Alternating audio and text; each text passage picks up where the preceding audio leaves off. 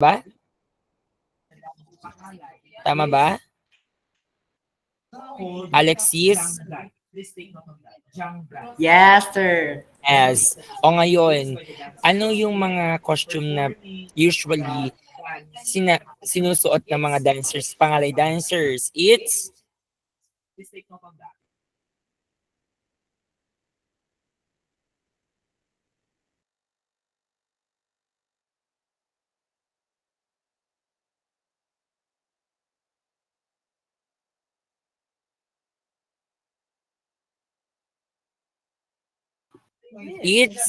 very good, Arwin. It's Holwana. Okay. So bakit Arwin? Ayun, Arwin Alexi. Ayaw mo ba? Okay. Yon, very good. Okay, so it's Holwana. Okay, yun po yung costume na sinusuot ng mga pangalay dancers. Ngayon, ano naman ang accessory na sinusuot ng mga pangalay dancers? Ano mga accessories?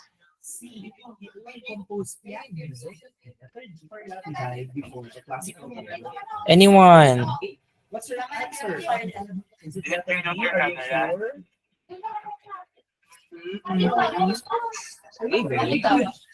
Next. Anong accessory? It's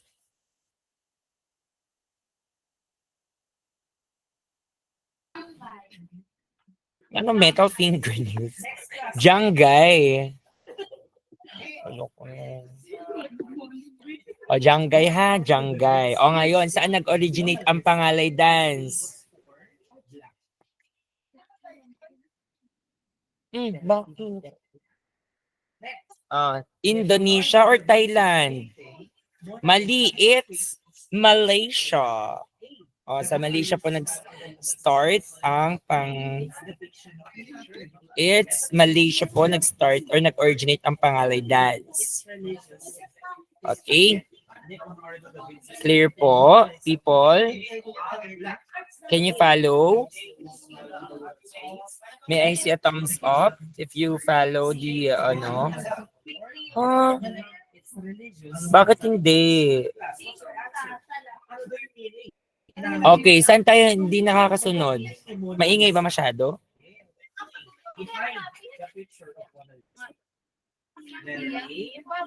Okay, next.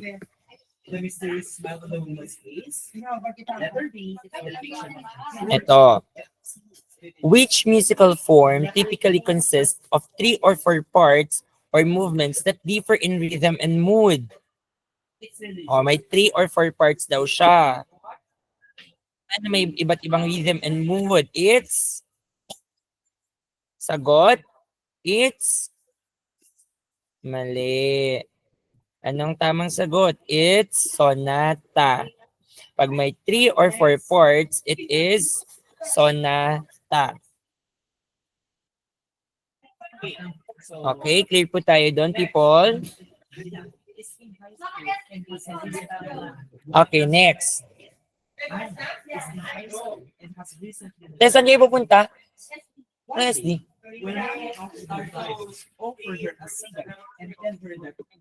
Ngayon, sino ang considered as first great symphonist?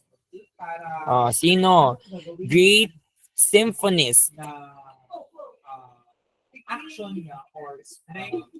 First great symphony. Bakit si Alexi lang ang ang aking estudyante dito? Yung totoo. Sino? Si Wolfgang. Okay, so si Wolfgang Mozart ang first na tawag dito, nakalimutan ko na din. Great symphonist. Okay, next.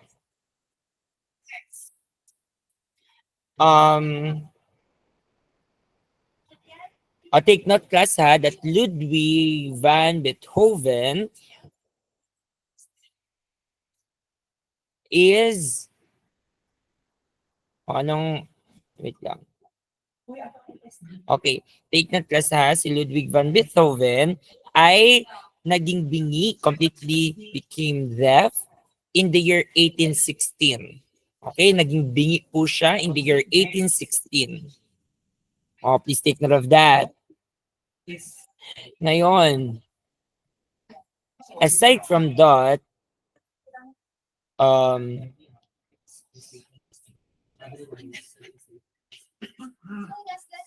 aside from that, sino ang artist sa mga artworks titled Pieta and Stage of David? Sinong gumawa nun?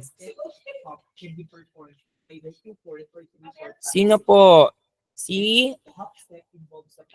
Pieta and ano? And Stage of David. Si Michael Angelo. Perfect. Oh, si ano lang ang ano dito, sila Berchan, Dani lang at Alexi ang aking ano ha, estudyante dito. Anong sinisimbolo ng Statue of David? Anong sinisimbolo ng Statue of David? I know you're not familiar with this question. What is the typical? Anong sinisimbolize ito? It's independence and strength. Again, ang sinisimbolo ng Statue of David is independence and strength. Next. Is what we call Juliana Posture. Sino ang pinaka-diverse and talented person during the Renaissance period? The Renaissance period, sino ang pinaka-talented?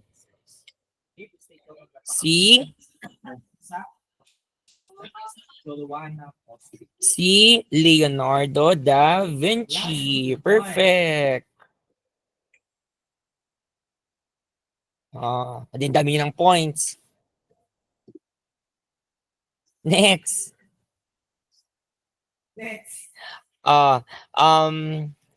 Which of the following Anong tawag doon sa art piece ni Michelangelo sa ceiling of Sistine Chapel? Anong title nun? Anong tawag doon sa Sistine Chapel ni Michelangelo? revival of classical art? Tawag doon ay... Medieval Gothic art, and letter B, assertion of Anong tawag doon sa Sistine Chapel ni Michelangelo? which of the following is It's not the... A, yung sa ceiling. Anong tawag doon? in the Renaissance period. It's the creation of Adam. Okay, creation of Adam ang painting ni Michelangelo sa Sistine Chapel. What's your answer? Okay, clear ba tayo doon, people? Okay, class. So that's it for our review. Ala, grabe. Charles, You have eat something. ano ha, hindi ka So nakikiparticipate. prepare yourself because we're going to take your exam tomorrow. Okay? So there will be a total of 50 items. Okay, next. Questions. Okay, What and is the meaning of the word Renaissance? rebirth. Perfect! Live! Yes na yes for you. Okay. Next. Something to contribute in your examination tomorrow. Sino ang So nice meeting you, teacher everyone, and I'll see you tomorrow. ni Beethoven nung namatay si Mozart? After the death of Mozart, sino na naging teacher ni Beethoven? Si Very Good Passion of Christ. Okay, si Haydn. Okay, next. Next tayo, guys. Ba't nawala na yung ano ko, copy ko? Ayan, next. Ano ang pinaka-famous composition ni Franz Joseph Haydn? Ito ay, kung tutuusin mo, this is the first story in the Bible. It's yung unang happening sa Bible eh. We may The creation, sir? Ah, The creation? creation. Perfect. Oh, pag kay Haydn yon, the creation po yon. Okay? Next.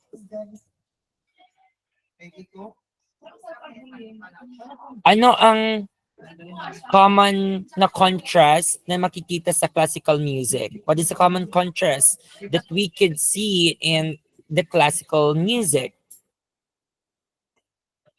Pag sinabi natin common contrast, ang ating sagot ay the sudden changes in mood. Okay, sudden changes in mood, yun po yung okay. Next. Ano pa ba to?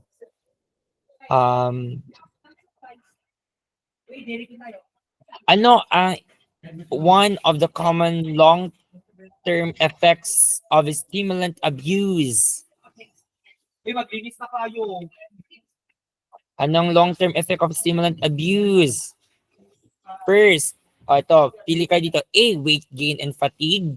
B, deteriorates memory attention. C, several dental problems and paranoia. D, sleep disorder but better coordination. Okay, ano ang long-term effect? Letter, very good, it's letter C, the several dental problems and paranoia. Okay. Clear ba tayo dun, people? Perfect. Next. Ano yung famous symphony na kinompose ni Beethoven? Ano yung famous symphony? Anong number? Symphony number 1, symphony number 2, symphony number 3, symphony number 5.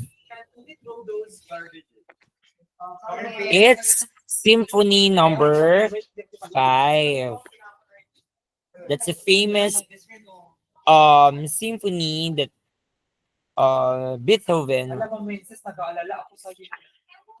was able to compose. Okay? Kung nakikinig kayo dito, marami na kayong points sa exam.